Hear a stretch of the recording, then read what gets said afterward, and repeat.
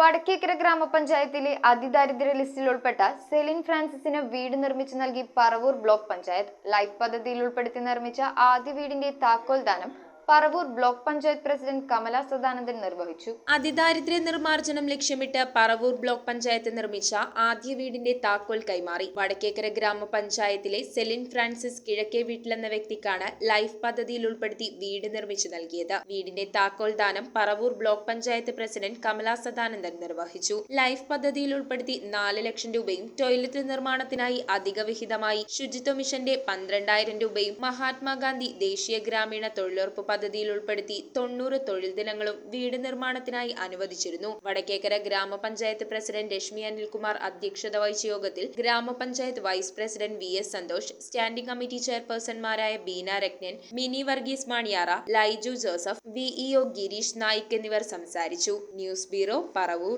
ആദ്യ കാഴ്ചയിൽ നിങ്ങളുടെ മനസ്സിൽ പതിയുന്ന ലൈറ്റ് വെയ്റ്റ് സ്വർണ്ണാഭരണങ്ങളുടെ വൈവിധ്യമാർന്ന കളക്ഷൻസ്. 250 മില്ലി മുതലുള്ള കുട്ടിവളകൾ, 1.5 ഗ്രാമിൽ തുടങ്ങുന്ന മാലകൾ, 2 ഗ്രാം മുതലുള്ള വലിയ വളകൾ. Aleena golden diamonds.